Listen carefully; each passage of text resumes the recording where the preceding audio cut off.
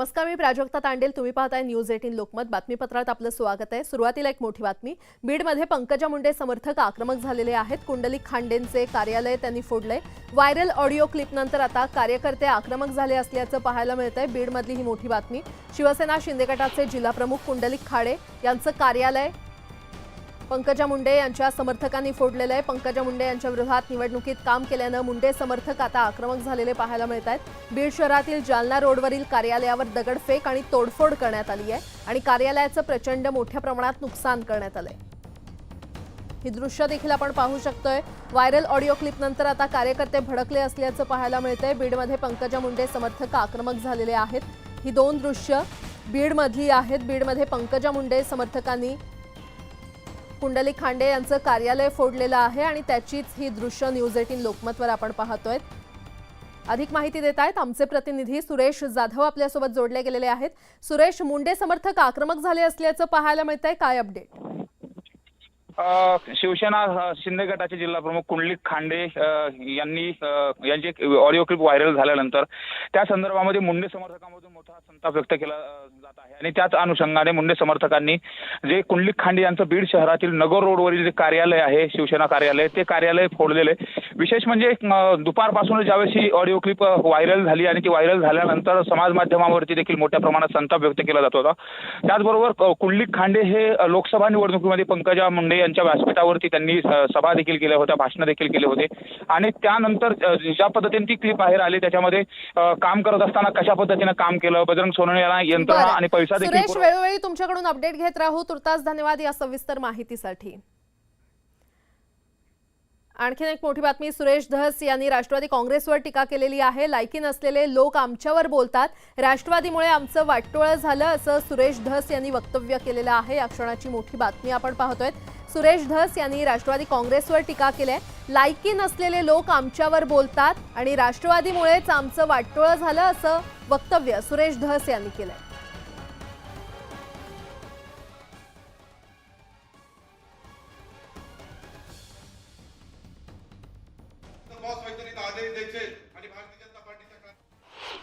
प्रवक्ते अमोल मिटकरी यांची वादग्रस्त विधानांवरून आता भाजपही आक्रमक झाले. आपल्यासोबत भाजप नेते आणि माजी आमदार सुरेश धस आहेत. त्यांना वारंवार अगदी बारामतीत पराजय झाला, भाजपच्या नेत्यांनी आम्हाला थांबताना दिसत नाही.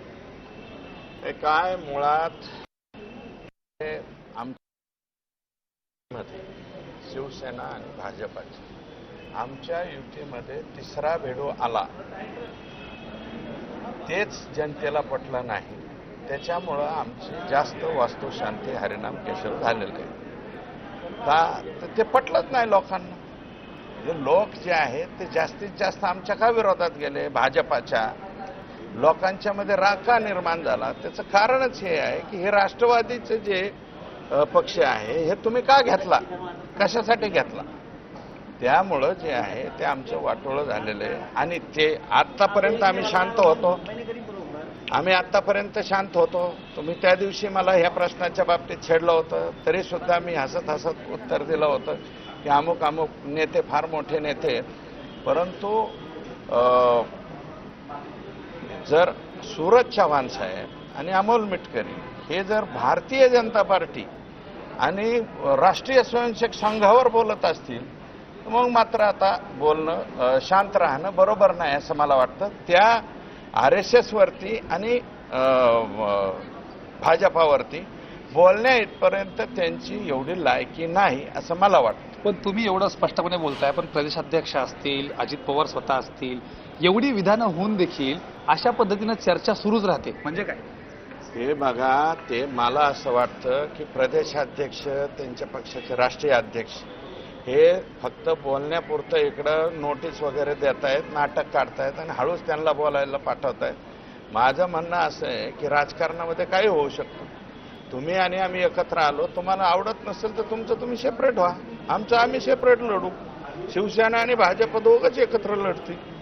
पण हाच मुद्दा परत एकदा की तुम्ही थेटपणे म्हणताय की आमचं वाटोळं झालं आणि या सगळ्या टप्प्यावर आत्ताची परिस्थिती बघितली तर अनेक ठिकाणी म्हणजे राष्ट्रवादीचा वोट ट्रान्सफर कुठं झालाच नाही असं दिसतंय. उघडपणे राष्ट्रवादीच्या लोकांनी दुसऱ्याची कामं केलीत अशी देखील उदाहरणं समोर. हे बघा, घड्याळाचे पार्टी दाखवायला हे त्यांच्याबरोबर दाखवलं, परंतु मतं जे आहे बहुतांशी ठिकाणी तुतारीचे एजंट जे घड्याळाचे लोक होते तेच तुतारीचे एजंट झालेले आहेत. किती ठिकाणी सांगायचं, किती मतदारसंघात सांगायचं, आणि याच्यावरती खुल्या मला वाटतं चर्चा व्हावी. एवढं सगळं होऊ नये, आम्हीच शांत राहतोय, आम्हीच भारतीय जनता पार्टीच्या वतीने काही बोलत नाही, आणि तुम्ही रोज उठून भाजपा RSS ह्याच्यावरती बोलायला एवढे फार विद्वान आहेत ते लोक असं मला वाटत नाही. बातमीपत्रामध्ये आता पाहणार आहोत प्रत्येक जिल्ह्यातली बातमी अतिशय वेगवान स्वरूपात. बातमी 36 जिल्ह्यांची या बुलेटिनमध्ये सुरुवात करूया. गोंदिया जिल्ह्यामध्ये गेल्या 6 दिवसांपासून दडी मारलेल्या पावसानं दमदार हजेरी लावलेली आहे. पावसामुळे पिकांना जीवनदान मिळाले आणि त्यामुळे शेतकऱ्यांना दिलासा मिळालेला आहे. वातावरणात गारवा निर्माण झाल्यानं नागरिकांची उकाड्यापासून सुटका झाली आहे. भंडारा जिल्ह्यामध्ये पावसाला सुरुवात होताच शेती कामाला वेग आला. शेतकऱ्यांनी मशागत आणि खरीपाच्या पेरणीला सुरुवात केली आहे. पाऊस कायम राहिल्यास दुबार पेरणीची वेळ येणार नाही असं शेतकऱ्यांनी म्हटलंय. जळगावच्या यावल तालुक्यातील बामनोद परिसरात मुसळधार पाऊस झाला, त्यामुळे नागरिकांना उकाड्यापासून दिलासा मिळालेला आहे. दुबार पेरणीच्या चिंतेत असलेल्या शेतकऱ्यांमध्ये सुद्धा आता आनंदाचं वातावरण पाहायला मिळतंय. जळगावात विजांच्या कडकडाटासह जोरदार पाऊस झाला. काही दिवसांपासून पावसानं ओढ दिल्यामुळे शेतकऱ्यांवर दुबार पेरणीचे संकट ओढावलं होतं. दरम्यान आता दडी मारलेल्या पावसाचं पुन्हा आगमन झाल्यानं शेतकरी सुखावलाय. नांदेड जिल्ह्यातील अनेक भागांमध्ये पावसानं हजेरी लावलेली आहे. गेल्या अनेक दिवसांपासून दडी मारलेला पाऊस पुन्हा सुरू झाल्यामुळे नागरिकांना दिलासा मिळालाय. मात्र अद्यापही मुसळधार पावसाची प्रतीक्षा कायम आहे. सोलापूर जिल्ह्यामध्ये खरीपाच्या पेरणीला वेग आला असून शेतकरी पारंपरिक पद्धतीनं पेरणी करतायत. सोलापूर जिल्ह्यात आतापर्यंत 1,35,000 हेक्टरवर खरीपाची पेरणी पूर्ण झाली असून बार्शीमध्ये सर्वाधिक पेरणी झालेली आहे. संत तुकाराम महाराजांच्या पालखी प्रस्थान सोहळा शुक्रवारी पार पडणार आहे. या प्रस्थान सोहळ्याची पूजा मुख्यमंत्र्यांच्या हस्ते होईल असं देहू संस्थानच्या वतीनं सांगण्यात आलेलं आहे. पूजेसाठी मुख्यमंत्र्यांना निमंत्रण दिल्याचं देहू संस्थाननं सांगितलंय. यावर्षी पावसानं साथ दिल्यामुळे बहुतांश पेरण्या पूर्ण झाल्यात, त्यामुळे यंदा वारीमध्ये वारकऱ्यांची अभूतपूर्व उपस्थिती असेल असा विश्वास देखील देहू संस्थानच्या वतीनं व्यक्त करण्यात आलाय. संत तुकाराम महाराजांच्या पालखी प्रस्थान सोहळ्यासाठी मुख्य मंदिरासह परिसरात फुलांची आकर्षक सजावट करण्यात येते. शुक्रवारी होणाऱ्या 339व्या पालखी प्रस्थान सोहळ्यानिमित्त सजावटीची जोरदार तयारी सुरू आहे. यंदा सजावटीसाठी तब्बल 2,500 किलो फुलांचा वापर केला जाणार आहे. तुकाराम महाराजांच्या पालखी सोहळ्यासाठी देहू नगरपंचायत प्रशासन सज्ज झालेलं आहे. देहू नगरपंचायत प्रशासनाच्या वतीनं इंद्रायणी नदीकाठ तसंच देहूतील विविध भागात औषध फवारणी करण्यात आलेली आहे. रोगांचा प्रादुर्भाव होऊन वारकऱ्यांच्या आरोग्याचा प्रश्न निर्माण होऊ नये यासाठी प्रशासनाकडून विशेष काळजी घेतली जाते. संत तुकाराम महाराजांच्या पालखी सोहळ्यात सहभागी होण्यासाठी देहू नगरीमध्ये वारकरी दाखल झालेले आहेत. इंद्रायणी नदीचं दर्शन घेतल्यानंतर तुकोबा आणि विठुरायाच्या दर्शनाची आस लागलेल्या वारकऱ्यांनी शिळा मंदिरात गर्दी केल्याचं पाहायला मिळालं. आषाढी एकादशी निमित्त महाराष्ट्रातून संतांच्या पालख्या पंढरीच्या दिशेनं निघालेल्या आहेत. संत मुक्ताईंची पालखी जालन्यामध्ये दाखल होतात. पालखीचं मोठ्या उत्साहात स्वागत करण्यात आलं. सुमारे 300 वर्षांची परंपरा असलेल्या मुक्ताईंच्या पालखीमध्ये महिला वारकऱ्यांचा सहभाग मोठा असतो. मुक्ताईंच्या पालखीचा मुक्काम आज जालन्यामध्ये असणार आहे.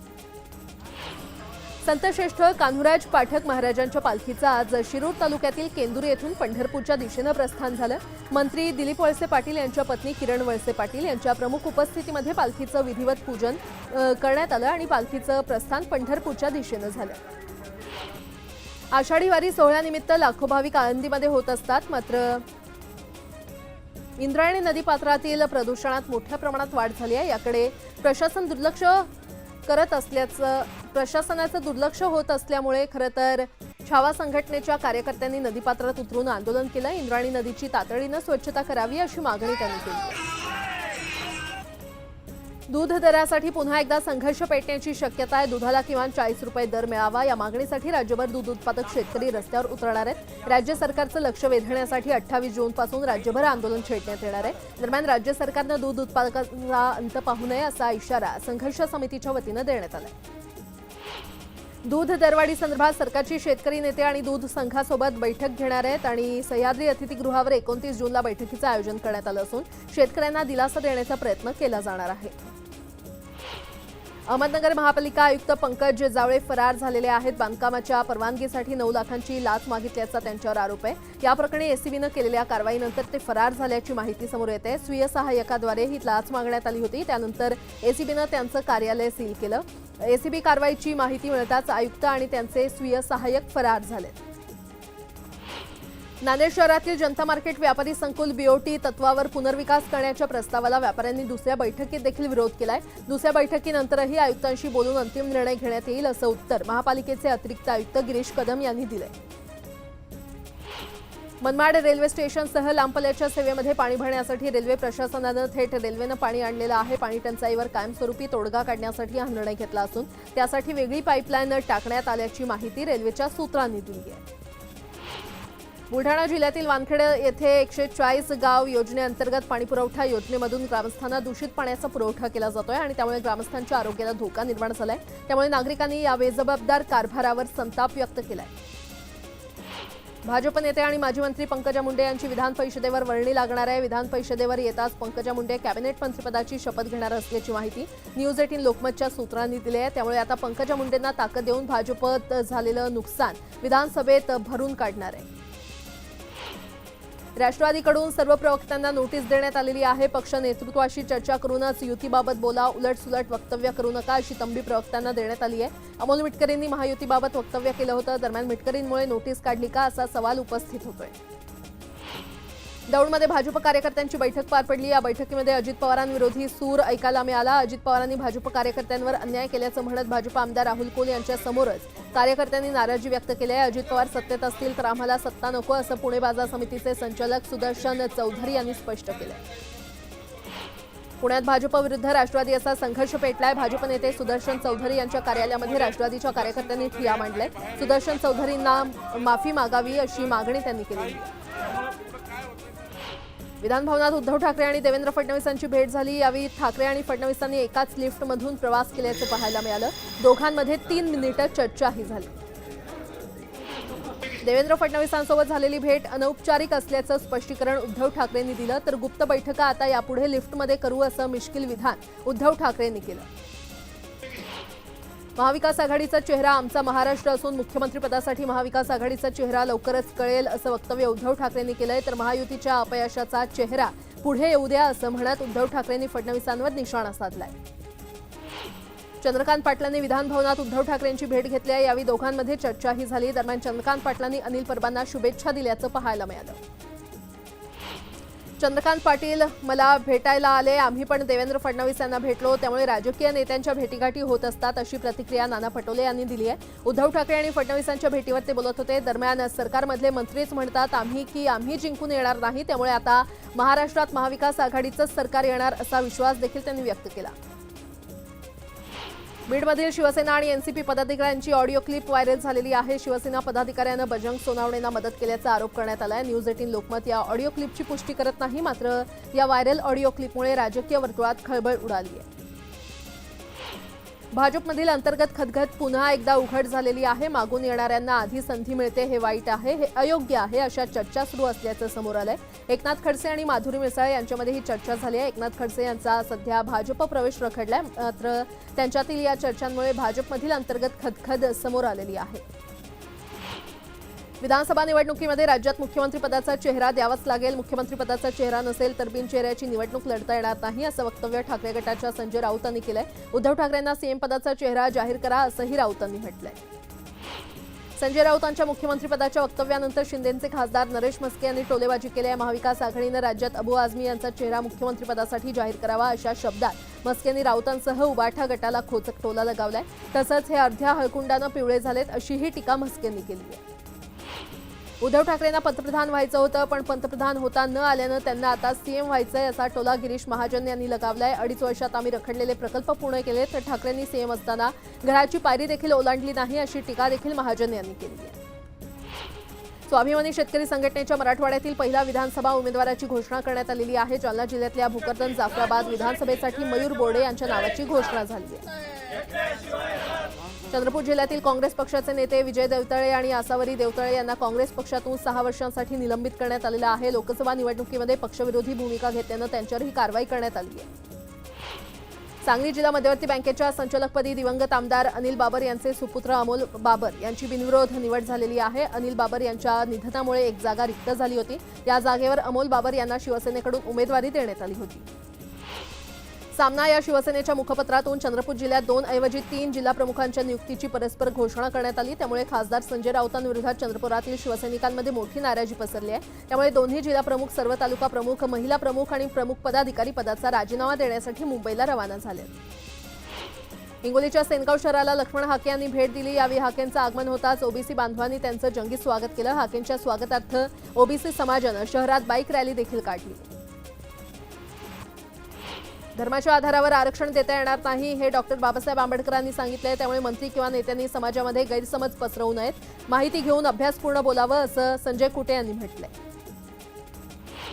महिलांना मोफत शिक्षण या घोषणेचा उच्च आणि तंत्र शिक्षण मंत्र्यांना विसर पडलाय असा आरोप राष्ट्रवादी शरदचंद्र पवार पक्षाच्या महिला संघटनांनी केलाय. दरम्यान या घोषणेची आठवण व्हावी यासाठी भुसावळ येथून बदामाचं पाकिट आणि स्मृतीपत्र चंद्रकांत पाटलांना पाठवण्यात आलंय. जालन्यामध्ये फळबागांसाठी अनुदान मिळत नसल्यानं हतबल झालेल्या शेतकऱ्यांनी कृषी अधीक्षक कार्यालयासमोर निवेदन फेकून देत प्रशासनाचा निषेध केला. वारंवार निवेदन देऊन देखील प्रशासन दुर्लक्ष करत असल्यानं आक्रमक झाल्याचं पाहायला मिळालं. यवतमाळच्या उमरखेड नगर परिषदेच्या वतीनं मालमत्ता करात वाढ केल्यानं नागरिक आक्रमक झालेले आहेत. नव्यानं आकारलेला कर रद्द करून पूर्वीप्रमाणेच कर आकारणी करावी या मागणीसाठी उमरखेड नगर परिषदेवर मोर्चा काढण्यात आला. विविध मागण्यांसाठी अखिल महाराष्ट्र राज्य स्वस्त धान्य दुकानदार आणि केरोसिन परवानाधारक महासंघानं राज्यभर आंदोलन छेडलेलं आहे. अकोल्यातील मूर्तिजापूर तहसील कार्यालयासमोर स्वस्त धान्य दुकानदारांनी 1 दिवसीय धरणे आंदोलन केलं. अमरावतीच्या तपोवन परिसरात रस्त्याच्या मागणीसाठी नागरिकांनी आंदोलन केलं, तर त्याचवेळी कुष्ठधाम परिसरातील नागरिकांनी हा रस्ता होऊ नये म्हणून घोषणाबाजी केली. त्यामुळे दोन्ही परिसरातील नागरिक समोरासमोर आल्यानं तणाव निर्माण झाला होता. मात्र पोलिसांनी वेळीच हस्तक्षेप केल्यानं हा वाद निवळला. लातूरच्या उदगीर तालुक्यातील डिग्रसजवळ कारचा भीषण अपघात झाला. या अपघातात दोघांचा मृत्यू झाला असून 2 जण जखमी झालेले आहेत. मृतांमध्ये एका महिलेचा देखील समावेश आहे. गोंदिया जिल्ह्यातील तिरोडा तालुक्यामध्ये ट्रकच्या धडकेत दुचाकी चालक महिलेचा जागीच मृत्यू झाला. घटनेनंतर पोलिसांनी ट्रक चालकाला ताब्यात घेतलं असून चालकावर तात्काळ कारवाई करण्याची मागणी स्थानिक ग्रामस्थांनी केली आहे. पालघरमधील वाणगाव येथे उड्डाणपुलावर डांबर टाकण्याचं काम सुरू असताना दुर्घटना घडली. उड्डाणपुलाखाली असलेल्या 20 ते 25 महिलांवर डांबर पडल्यानं त्या जखमी झाल्यात. यामध्ये काही चिमुकल्या मुलींचा देखील समावेश आहे. बदलापूरच्या प्रसिद्ध कुंडेश्वर कुंडात बुडून 22 वर्षीय तरुणाचा मृत्यू झालाय. अनुप मिश्रा असं मृत तरुणाचं नाव असून तो मित्रांसोबत फिरायला आला होता. मात्र पाण्याचा अंदाज न आल्यानं त्याचा बुडून मृत्यू झाला. पुणे नाशिक महामार्गावर कळंब येथील बायपासवर ट्रॅक्टर आणि कारचा भीषण अपघात झाला. या अपघातात चालकाच्या बाजूला बसलेल्या व्यक्तीचा जागीच मृत्यू झाला, तर 5 जण गंभीर जखमी झाले. यासोबतच इतरही काही महत्त्वाच्या बातम्या आपण पाहणार आहोत. तुर्तास एक छोटासा ब्रेक घेऊन लगेचच परत येतोय. पाहत रहा न्यूज 18 लोकमत.